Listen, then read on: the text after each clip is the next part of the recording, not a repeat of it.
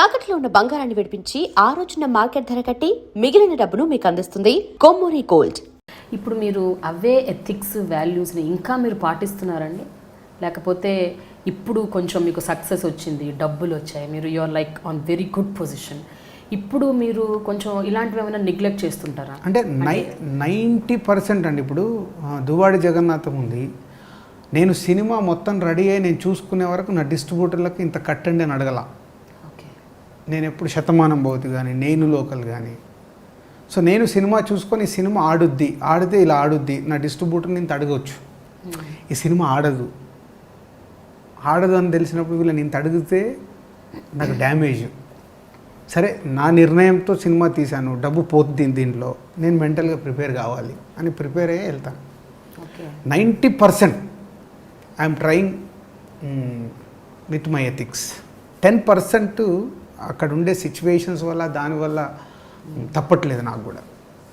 So ఇట్లాంటి సందర్భాల్లో గ్యారంటీగా బ్యాక్ బైటింగ్ ఉంటుంది, మీ వెనక మాట్లాడతారు. అలాగే ఈవెన్ ఇప్పుడు మీరు ఇంకా పాపులర్ ఫేస్ కాబట్టి మీడియాలో కూడా వచ్చేస్తుంది, దిల్ రాజు గారు అలా చేశారంట, దిల్ రాజు ఇలా చేశారంట. సో ఇవన్నీ విన్నప్పుడు హౌ డు యూ ఫీల్ అండి? అంటే ఆ నిమిషం బాధేస్తుందండి. ఇందాక అదే నేను చెప్పింది. అంటే ఎగ్జాంపుల్ రుద్రమాదేవి, ఈ మధ్య నాకు బాగా బాధేసిన సంఘటన రుద్రమాదేవి. అంటే ఇక్కడ ఎలా ఉంటుందంటే, నా పాయింట్ ఆఫ్ వ్యూలో నేను రైట్, ఆయన పాయింట్ ఆఫ్ వ్యూలో ఆయన రైట్. ఒక ఇద్దరు మనుషుల మధ్యలో ఉండేది ఎప్పుడు ఎవరి పాయింట్ ఆఫ్ వ్యూలో వాళ్ళు రైటే ఉంటారు. రైట్ ఉన్నప్పుడే ఇష్యూ కనిపిస్తుంది, అప్పుడే వస్తుంది కాన్ఫ్లిక్ట్. బట్ ఆ కాన్ఫ్లిక్ట్ని అర్థం చేసుకునే విధానంలో ఉంటుంది. సో చాలా సంఘటనలు నాకు వస్తాయి, అవి నేను దాటాల్సిందే. కోపం వస్తుంది, బాధ వస్తుంది, అవి దాటేసి ఓకే అయిపోయింది. సో మళ్ళీ అలాంటి తప్పు జరగకుండానే జాగ్రత్త పడాలనే ప్రయత్నం చేస్తాను. ఇలాంటి సందర్భాల్లో మనుషులతో సంబంధాలు కూడా అప్పుడప్పుడు స్ట్రెయిన్ అవుతాయి, అప్పుడప్పుడు ఆ రిలేషన్స్ దెబ్బతింటాయి. ఆ టైంలో ఎట్లా అండి? Do you again patch up with them, లేకపోతే అది వదిలేస్తారా? అంటే 90% నాది ఎలా ఉంటుంది అంటే, ఒక పర్సన్ని అనాలిసిస్ చేసుకుంటున్నప్పుడు తన ప్లస్లు మైనస్లు చూస్తాను. తన ప్లస్లు నాకు బాగా నచ్చాయి అనుకో, నేను ప్యాచప్ చేసుకుంటాను. లేదు తన ఇలాగే ఉంటాడు, సో దానివల్ల నాకు కరెక్ట్ కాదు అనిపించుకుంటే మెల్లిగా, అంటే ఫైటింగ్లు మాట్లాడుకోకుండా ఉండటాలు చేయను, బట్ మెల్లిగా నన్ను నేను అనాలిసిస్ చేసుకొని దూరం పెట్టుకుంటాను, విత్డ్రా అవుతారు అంతే. ఓకే. అయితే బిగినింగ్ స్టేజెస్లో, అంటే ఈ పెళ్లి పందిరి రైట్స్ తీసుకున్న టైంలో, ఆ టైంలో వరుసగా చాలా సినిమాలు మీరు కొన్నారు. అతడు, పోకిరి, ఇంకా ఖుషి, చాలా సినిమాలు, అంటే వెరీ బ్లాక్ బస్టర్ హిట్స్ అయ్యాయి అన్నీ. మీకు అప్పుడు కూడా డిస్ట్రిబ్యూషన్లో మీరే కింగ్ అని, మీకు మంచి, యూ కూడా very good name at that point of time.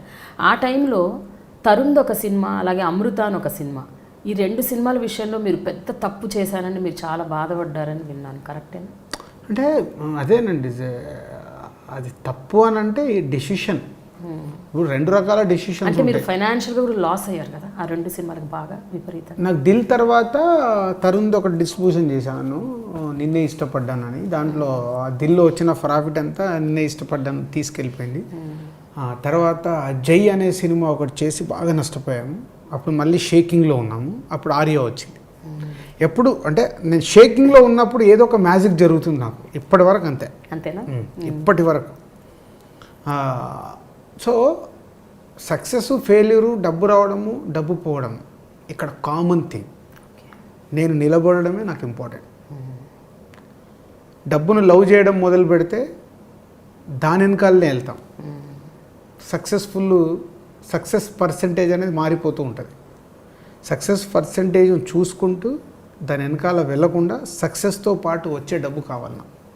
Failure ద్వారా వచ్చే డబ్బుని నేను ఎంజాయ్ చేయను. మూవీ సక్సెస్ అయ్యి దాని ద్వారా వచ్చే డబ్బు కావాలి. కానీ ఈ కాన్స్టెంట్ టెన్షన్ అనేది ఉంటుంది చూడండి, అంటే ఈ సినిమాకి డబ్బు వస్తుందా రాదా, ఈ సినిమా ఆడుతుందా ఆడదా, ఇది నేను నమ్మాను కానీ ఎందుకు ఫెయిల్ అయింది అని ఈ కైండ్ ఆఫ్ సందిగ్ధం ఉంటూ ఉంటుంది ఎప్పటికప్పుడు.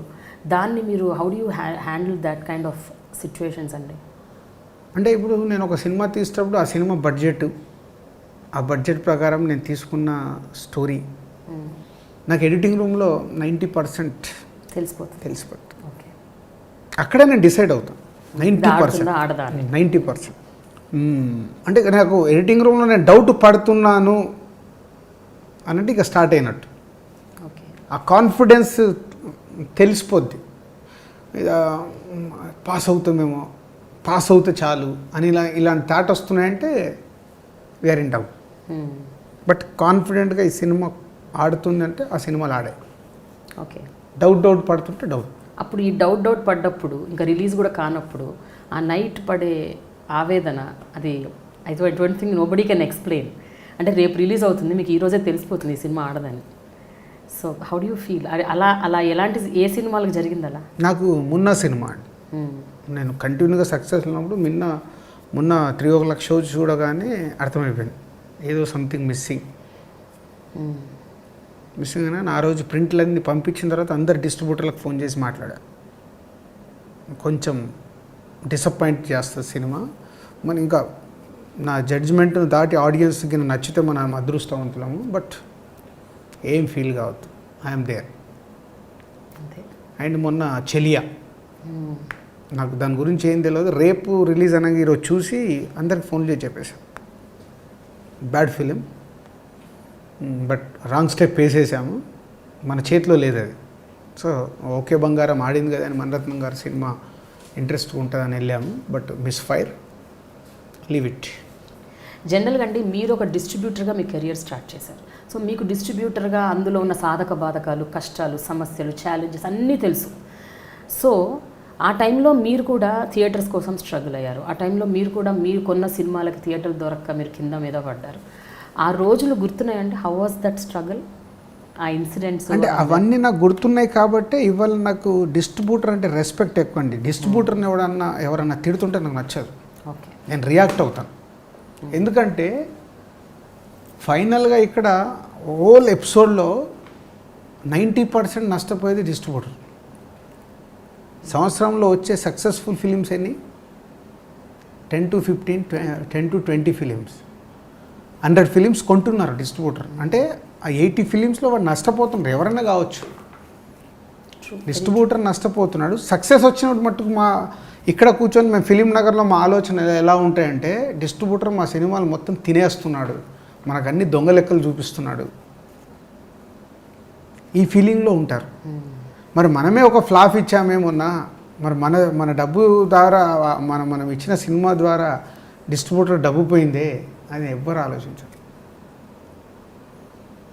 ఫండమెంటలీ నాకు అది నచ్చదు. సో నేను సాధ్యమంత మట్టుకు నేను నా డిస్ట్రిబ్యూటర్లను కాపాడుకోవాలని ప్రయత్నం చేస్తాను. 90% అక్కడ నేను సక్సెస్ అయ్యాను, 10% చెప్పాను కదా. సో పర్సన్స్ ఇప్పుడు నేను వీళ్ళదే కరెక్ట్, అక్కడికి వెళ్తే అక్కడ కూడా డిస్ట్రిబ్యూటర్లు తప్పులు ఉంటాయి, వాళ్ళ చిన్న కక్కుర్తులు ఉంటాయి. వాళ్ళది ఏంటంటే ఆ సైకిల్లో వాళ్ళకి అది కరెక్ట్ అనిపిస్తుంది. ప్రొడ్యూసర్లకు డబ్బులు ఇస్తే మనకి ఏమైనా హెల్ప్ చేస్తారా? అక్కడ ఉండే బ్యాచ్ ఉన్నారు, అక్కడ ఆలోచించే వాళ్ళు ఉన్నారు. అలా చేయడం వల్ల టోటల్గా సిస్టమ్ రాంగ్ అయిపోయింది. సిస్టమ్ సెట్ కావాలి. ఇప్పుడు మేబీ మా విషయం ఏంటంటే తొందరగా ఆన్లైన్ అయిపోయి ఎవ్రీవేర్ సిస్టమేటిక్ వైట్ అయిపోతే డెఫినెట్గా నాలాంటి ప్రొడ్యూసర్కి రెగ్యులర్గా సినిమాలు తీసే వాళ్ళకి చాలా హెల్ప్ఫుల్ అది.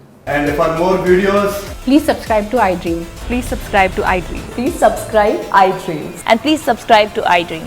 For more videos, subscribe to iDream. please like, share and subscribe to the channel. Congratulations, iDream. Subscribe to iDream. Subscribe to iDream. So subscribe to iDream Media. iDream ki iDream team andarki huge congratulations. Please subscribe iDream Media. Please subscribe to iDream. Subscribe iDream. Please subscribe to iDream. iDream అంటే నా కళల ఛానల్ను subscribe చేసుకున్న నోరు తిరుగుతలేదు, మీరైతే గంట గుర్తు కొట్టండి. For more such videos, please subscribe to iDream. Subscribe to iDream. Please subscribe to iDream. Please subscribe iDream Media. Please do subscribe to iDream. Please subscribe to iDream Media. For best entertainment and information, please subscribe iDream. And don't forget to subscribe to iDream.